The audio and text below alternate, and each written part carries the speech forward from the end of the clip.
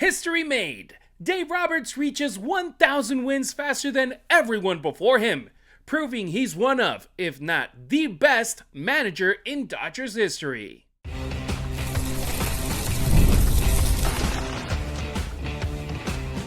You are Locked On Dodgers, your daily Los Angeles Dodgers podcast, part of the Locked On Podcast Network, your team every day.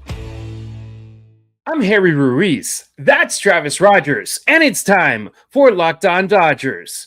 On today's show, Shohei Ohtani's pitching schedule has been adjusted and he won't be on the mound today. Tommy Edman looks like he's giving this lineup another gear since returning. But first, Travis, Dave Roberts made baseball history by becoming the fastest manager ever to reach 1,000 victories. Yeah, I'm really happy for him. It's nice to see him finally starting to get the respect that he has long deserved. We're going to get into it on today's episode of Locked On Dodgers, brought to you by Gametime. Download the Gametime app, create an account, and use code LOCKEDON for $20 off your first purchase. Fastest to 1K. Tuesday night was another comfortable Dodgers victory, but it also became a historic night for their manager. Dave Roberts officially reached 1,000 regular season victories, becoming the fastest manager in Major League Baseball history to get there. Just think about that for a second. We're talking about more than 150 years of Major League Baseball history. Every legendary manager you've ever heard of. Every dynasty, every great baseball mind, and now the fastest ever to reach 1,000 wins as a manager is Dave Roberts. He did it in just 1,606 games, breaking the previous record, and it's an incredible accomplishment, especially when you remember how quickly this all happened, because Roberts first managed a Major League game back in 2015 as the Padres interim manager for one day. A few months later, the Dodgers hired him before the 2016 season, and almost immediately, the winning started. Since then, Travis, the consistency has been the defining characteristic of the Dodgers. Year after year, you're talking about division titles, you're talking about October, you're talking about being among baseball's elite. Yeah, I there are so many different ways that you can try to explain how good of a run this is. I think you did a good job, Harry. That look, let me start here. He's never had a bad season. Never mind a bad season. He's never had a mediocre season. Let's not stop there. He's never had anything other than a postseason. He has managed in the postseason every single year that he's been the manager of the Dodgers. That's one way to look at it. That's not, and he hasn't been here for 2 years or 3 years or 5 years. He's been here a decade. Okay. That's how good it has been. To win 1,000 games, you need to win 100 games a year for 10 years. 100 games a year once is amazing. 100 wins in a season one time in your career is a real accomplishment. He's done it on average 10 times. That is an extraordinary accomplishment. They've gone to the World Series 5 times. They have 3 World Series titles. You can make a very compelling argument that it should be 4. This is not how this goes. This is so remarkably abnormal. This is not just, oh, they got the best players. You see what's going on with the Mets? You see what's going on with some other really good teams? You see what happened with the Braves last year? The Braves had some really good players. They were terrible. Baseball has a way of squaring your ledger. Anything over 500, over anything more than 3 or 4 seasons is really, really good, even if you have incredible talent. The Braves are a great example. Guy gets hurt, pitcher has a bad season, season stinks. It's that quick. They've never had that happen with Dave Roberts as the manager of the Dodgers. We can talk about, I'm sure we'll get into this. The Dodgers have had a very long list of very famous men sit in that dugout and be the manager of that team. And I really don't think there's an argument to be made that anybody is better at it than Dave Roberts has been. That's how good he's been. That's how long he's been doing it. He is a dead lock cinch Hall of Famer when he is finally said and done with whenever he wants to be done with this. I can't say enough things about him. I'm a huge fan of Dave Roberts. Absolutely. And Travis, how much credit do you think some folks have, or I don't believe they do have, but when they ask about how much credit does he deserve, because they look at the roster, they look at the way that this roster is developed. And some believe that he deserves a lot of appreciation. Some don't. I feel that the truth falls somewhere in between, because has he managed incredibly talented teams? Absolutely. But baseball history has shown us having talent doesn't automatically produce championships or sustain success. I mean, just look at the Dodgers. From 2005 to 2015, they won a grand total, let me see right here, I'll confirm, of 3 playoff series. With Dave Roberts, they won that amount of playoff series in his first 2 years. He had them in the World Series pretty much immediately after taking over. 2017, 2018, they didn't win it, but they got there. And for Dodgers fans, that was a big step forward after having that wall that was the NLCS for a couple of seasons. And then finally the breakthrough in 2020 to win that championship that we long awaited since 1988. And then you start getting those frustrating 2022, 2023 seasons where it's like, man, you can't be eliminated by divisional rivals. And there was a lot of noise in 2024 when the Padres had a lead over the Dodgers, when they were 1 win away from eliminating the Dodgers from the divisional series in back-to-back seasons. But just managing this roster, there's a lot of big names in that roster. It takes a lot of credit to finally, this past week with the Dalton rushing situation, it's the first time in forever that I remember some type of drama in that clubhouse, in this team. You got to give them credit the way that they just manage this team, and they're always close to 100 wins or over 100 wins, and they're always in the playoffs. And that's like something that Dodgers fans, we've gotten used to. But before Dave Roberts and right before Guggenheim took over, it was hard about dreaming of days like this. Yeah, I think that's a really good point. I think that, and look, I'm guilty of what I'm about to say as much as anybody else. I'm not excluding myself from this. I'm right smack in the middle of it. Don't get used to this. Don't get used to what's happening with Dave Roberts. Don't get used to what's happening with Shohei Ohtani and Freddie Freeman and winning 100 games every year and going to the postseason. It's not supposed to be like this. Go look at the other teams around baseball. Even with really, really talented rosters, this isn't how it works. This is why you just got to really kind of soak it in, Dave included. Going back to your point about how much credit does he deserve? I think it's a ton. I mean, and like I've said before, there are other really good teams that have had to fire managers because they just aren't getting the look at the Phillies. They fired Rob Thompson after going to the World Series. They had to go and make a move because they got off to a bad start. The Dodgers have really never had to do that. And I think that's one of the great skills that Roberts possesses, is this incredibly steady, disciplined, motivated, challenging hand at the wheel of a really good team. When they need to be squeezed, he will squeeze. When he needs to relax, he is relaxed. He is very, very good in front of the media. He is very, very good managing star players. I know it sounds stupid, but it's probably not easy to manage Mookie Betts, Shohei Ohtani, Freddie Freeman, Wilson every single day. They all need different things, and he's able to provide them. And then be able to provide what a young player like Dalton Rushing or Andy Pajes needs. Being able to provide a guy like Max Muncy, who burns pretty hot, who is not a megastar like those other guys, but is also a very different sort of player than a Pajes or a Rushing that is a made man in this league. He needs to be treated a certain way. To manage a Hall of Famer like Clayton Kershaw through the last part of his career. Like, there are so many different asks that he's been done. And let me just ask you, Harry, ask the listeners all of this. When was the last time you heard a player say something crappy about Dave Roberts? The answer is never, right? Players say crappy things about their managers when they leave all the time. Players say crappy things about their managers when they're on the team frequently. The Dodgers have never had that sort of drama, and I think that's his greatest skill set, is that he treats people well, he treats people fairly, he insists on their best. If he doesn't get it, he finds a way to get it out, and he's honest. And I think that that's what players want, is to have a guy that shoots them straight, that tells them what's up, and that's what he's done for the better part of a decade.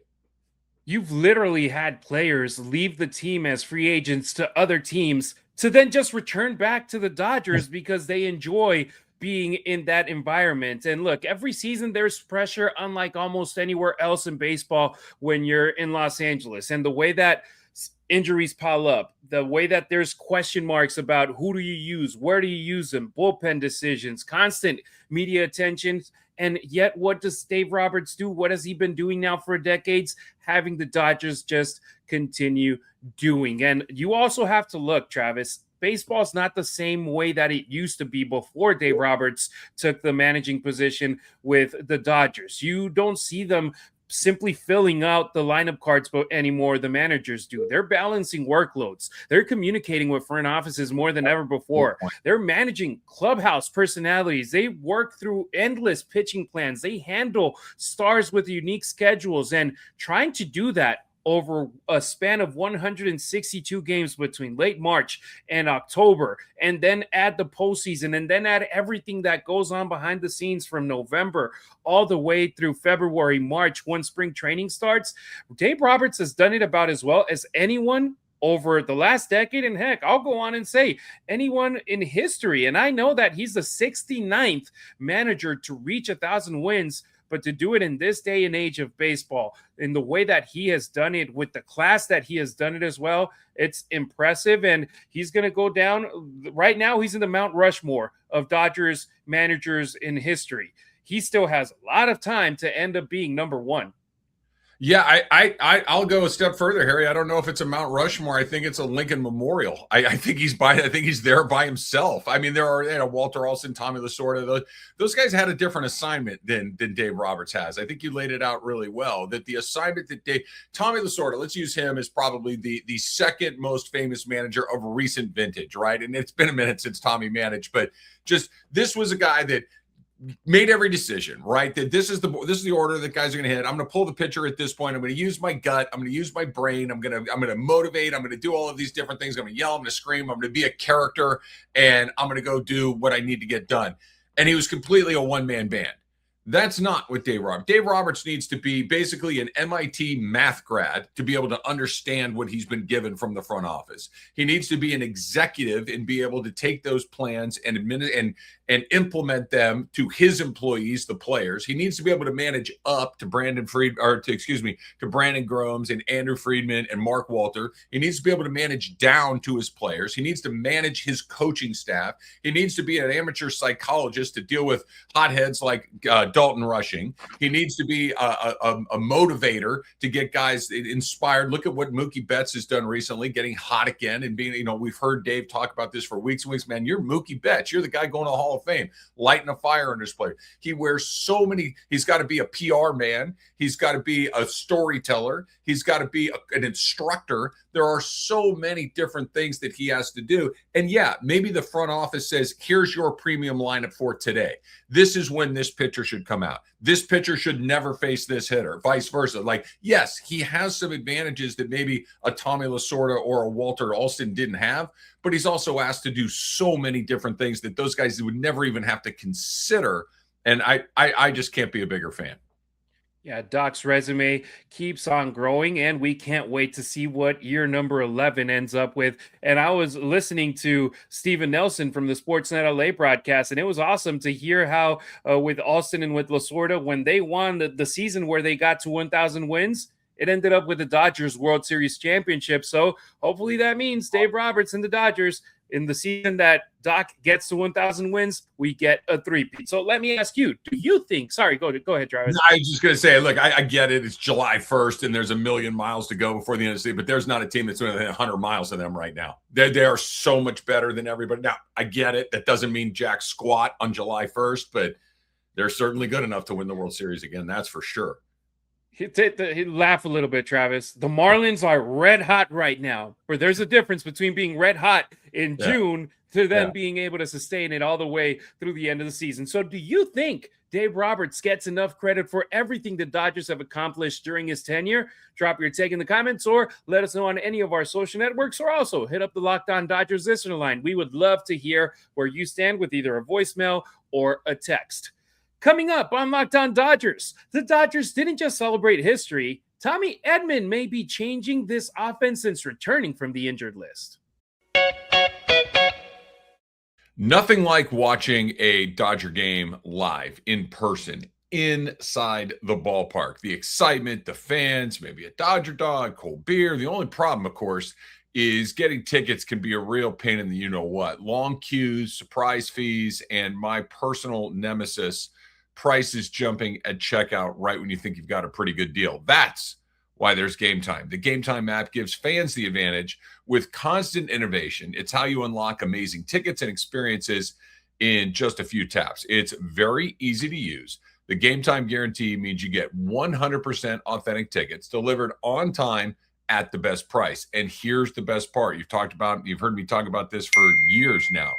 The price you see is the price you pay, period, right? The price you see is the price you pay, period. The seat views, perfect. And you can follow your favorite teams and get alerts when new deals drop. So you are ready to go. 2 taps and it's done. No stress, no hidden fees, just great seats in minutes. That's what makes it so easy to decide last minute to hit a game. So take the guesswork out of buying your MLB tickets with Gametime. Download the Gametime app, create an account, and use the code LOCKEDON for $20 off your first purchase.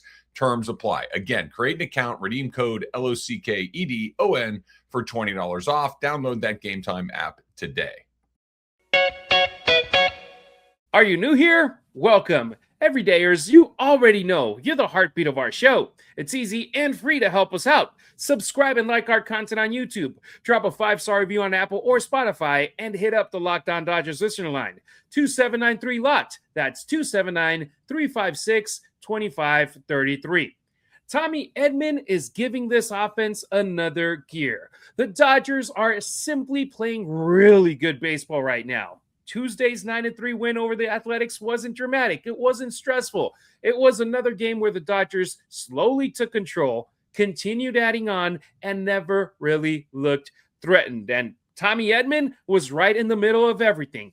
He finished 4 for 5, drove in 4 runs, launched a 3-run homer, his first in 2026, and once again looked like someone who, Travis, makes this lineup deeper every time that he steps onto the field. Yeah, and I think one of the things last night that we kind of sleep on a little bit when it comes to a player like Edman is what he allows other guys to do. He got a chance to get Max Muncy off his feet for a day because you can play him so many different places.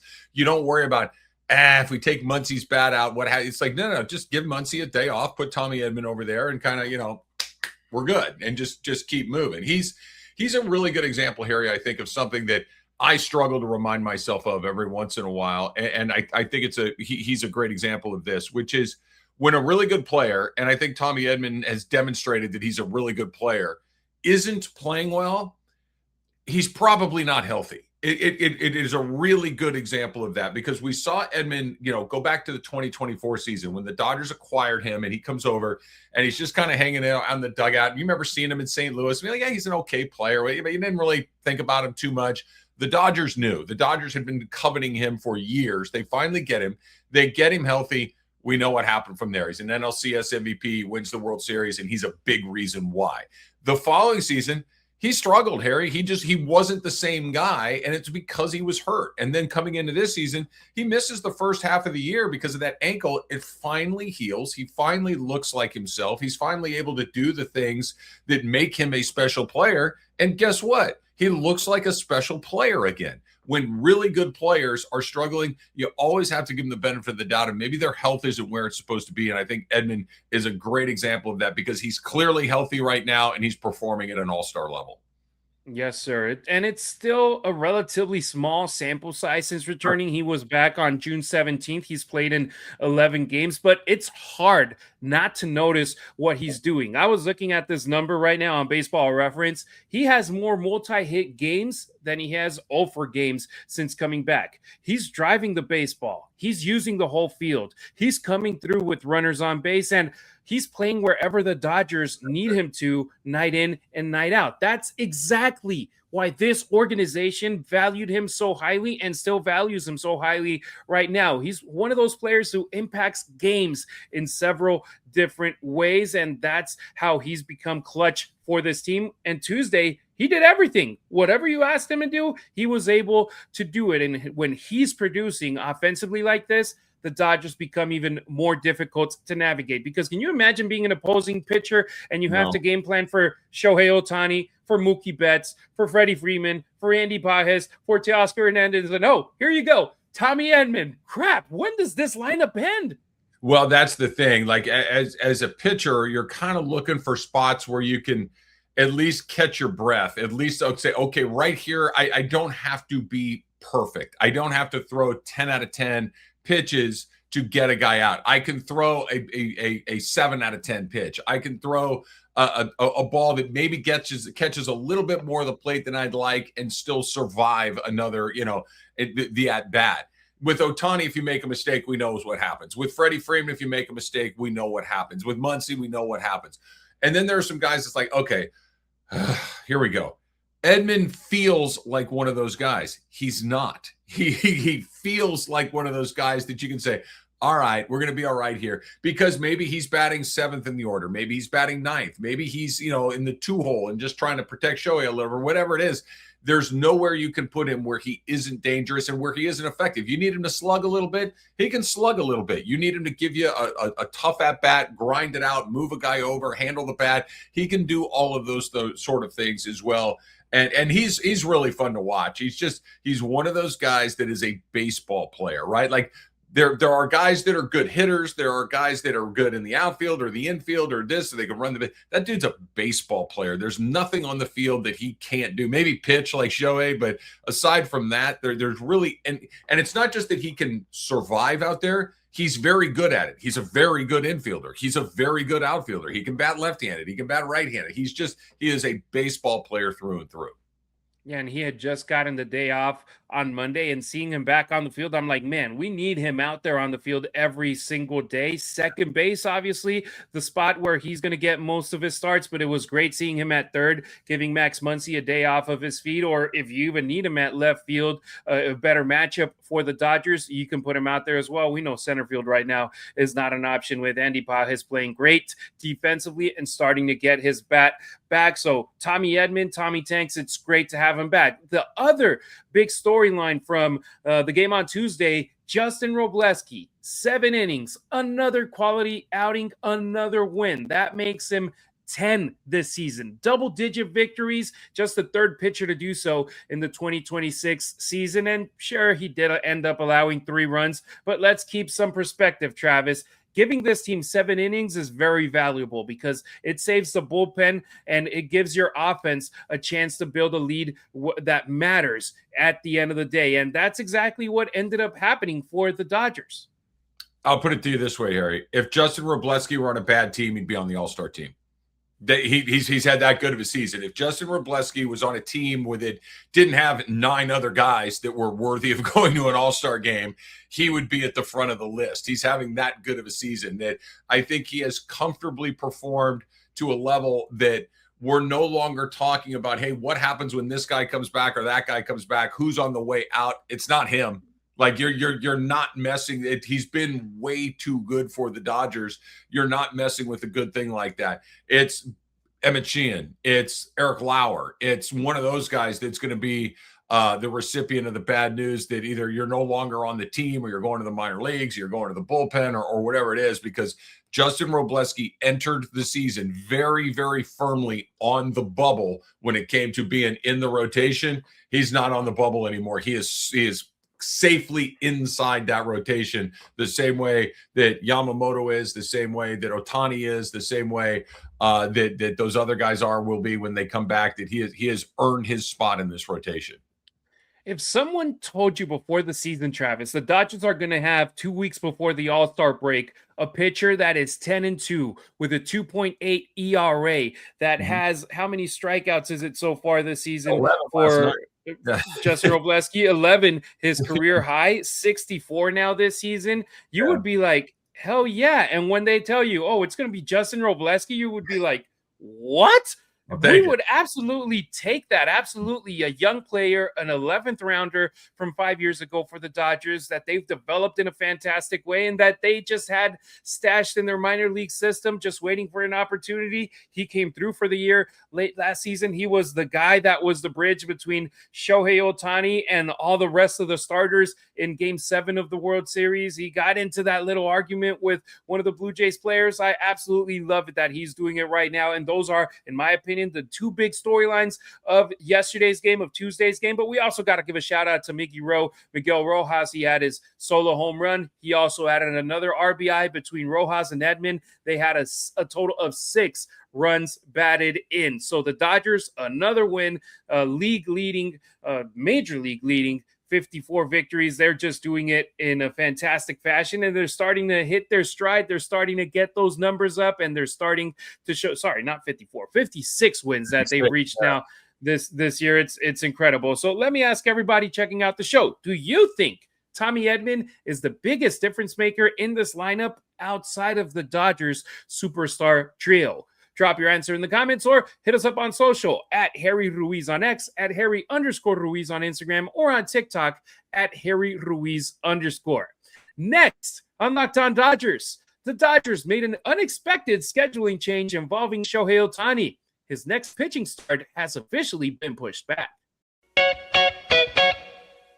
The biggest stage in world soccer is here, and every match feels like it has the potential for a memorable moment. If you saw last night, you know that's true. One goal can completely change the energy of a game, shift momentum, and alter the outcome in an instant. That's what makes tournament soccer so exciting, from the opening whistle to the final kick. And now, especially now that we're into the knockout round, it is crazy. Now FanDuel is giving fans another reason to stay locked into every match with every goal pays. Bet on a match and get bonus bets for every goal scored in that match. More goals means more bonus bets. All you have to do is turn on your token. And that's what's so great about these tournaments, right? You can turn on a match between two teams that maybe you're not all that invested in, that you don't normally follow, and suddenly one goal changes everything. It changes so quickly that you're invested before you even realize what's happening. And now you get the benefit from each goal scored. From the opening whistle to the final kick, let there be goals on FanDuel. Visit FanDuel.com right now to get started. Check out Pete Fox on our YouTube channel with the Locked On Dodgers postcast right after the final out for immediate reaction of every Dodgers game. Why the Dodgers are giving Ohtani more rest.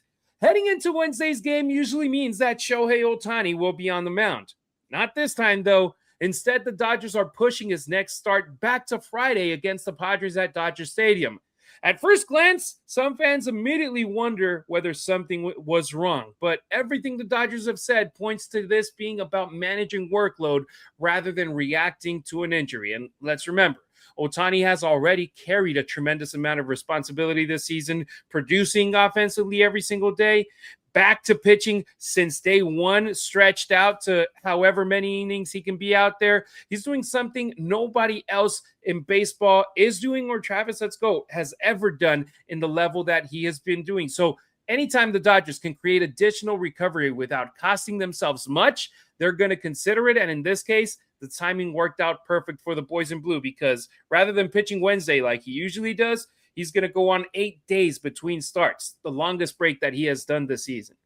Yeah, it's interesting to me. I don't want to say that this is something, Harry, but I also am not going to go as far as to say that, this is nothing. This is just another. I don't know. But I do think that it's interesting that they did it, because they didn't just do it for no reason. There clearly was some methodology behind this. I don't know if it's to give that blister a chance to settle down a little bit. I don't know if he's got a little something in his arm that just needs a little time. I don't know if it's just overall fatigue that maybe is starting to catch up to him because he's been doing the double duty that he's been doing. I don't know if this is an opportunity to have him pitch against a division opponent rather against an American League team. I don't know if this is a way to get him on schedule to start the All-Star game in a couple of weeks.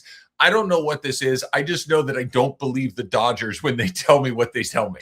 You know, like they're just, and by the way, they shouldn't tell us the truth. That isn't even a criticism. What their internal information is their internal information. Their decision-making processes are their decision-making processes. They don't owe us an explanation. But when you do take a pitcher like Ohtani and move him in a meaningful way, moved him from Wednesday to Friday. There's a game on Thursday, right? They have a game. They're going to have to go do this. So they moved him a couple of days. Could it just be for, we just decided, okay, but I have a feeling there's probably, a little more to it. Maybe it's a little bit of all those things, a little bit of blister, a little bit of rest, a little bit of Padres, a little bit of All-Star game, a little bit of extra this and that and the other thing. Maybe it's a little bit of all of it, but anytime you mess with Shohei's schedule, everybody goes, what now? It's inevitable because of who he is.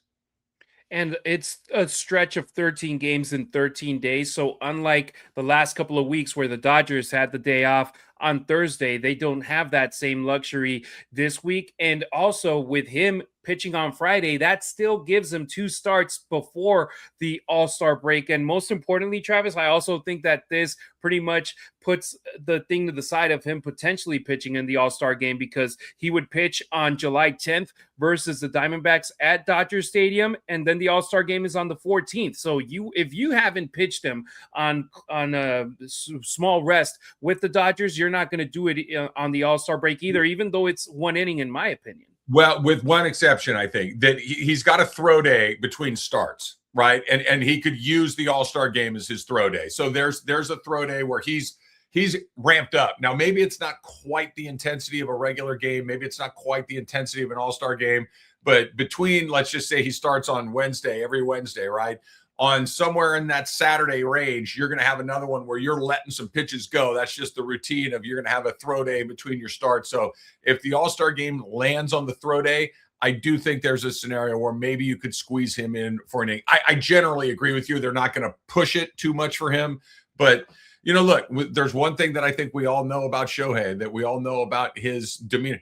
He likes to put on a big show. He likes to have those big moments. He likes to be the starting DH and the starting pitcher. Like he understands who he is and what he means to the game. And if there's a way for him to kind of show out on a big day like that, I wouldn't put it totally past him. Yeah, and he's only done it once before where he's been a DH and a starter when it comes to pitching at the All-Star game. This could be potentially the second time. I honestly think they won't do it. They will give that opportunity to Mizorowski from Milwaukee, who's the other day he threw a pitch at 105.5 miles per hour. And he said he slipped.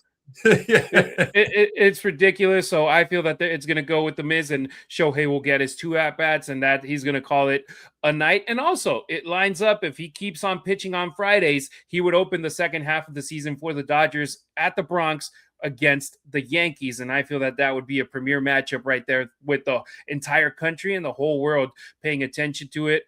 Dodgers, Yankees, first time in the Bronx since Game 5 of the World Series in 2024. And Shohei Ohtani, man, I mean, he keeps stealing the headlines, even if he doesn't pitch, if it's him being pushed back. And Travis, too, we all thought he was going to get some rest here or there, where they would skip a start, where they would do something to control the way that he's pitching and make sure that he's at 100%. The Dodgers is like, okay, right now, we got Blake Snell, Tyler Glass now hurt. We're going to push you back 2 days. Yeah. I think that the load management, to use the NBA term, is far more on the pitching. You can't take his bat out of the lineup. He's too hot. And I don't want to say he's not hot, because he is hot, but he's just normal Shohei hot at this point. He's not like nuclear Shohei hot, the way that we've seen him get at other points. So when it comes to managing his schedule, I think only he knows exactly what he needs on any given day. I think only he knows what his body feels like. I'm sure he communicates it the best that he can to the training staff and Dave Roberts and everybody else. But I really do think he's such a unique individual that you just kind of say to him, hey, what do you need? What do you want? And if he comes back and says, I could use a couple of days this week, sure, no problem. Let's move you back a couple of days and we'll figure it out from there.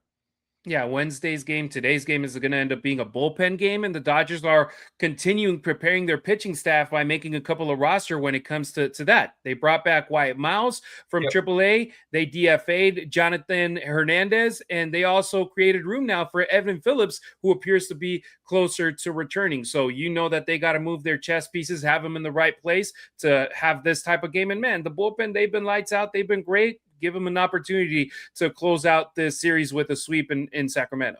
And I think that the reason that they can throw a bullpen game today and feel really good about it, and who knows, maybe they get clobbered. My crystal ball is broken at the moment. But the fact that they haven't had to lean on the bullpen very often allows you to have a day. It's like, hey, we need a bullpen day. Yeah, okay, everybody's ready to go. Justin Wrobleski pitched deep into the game last night. Their starters continue to pitch into the 6th, 7th, sometimes 8th inning. That the bullpen, you're not into the bullpen in the 4th inning 3 times a week. They just don't do that. So when you do need to go into it, everybody's fresh and ready to go.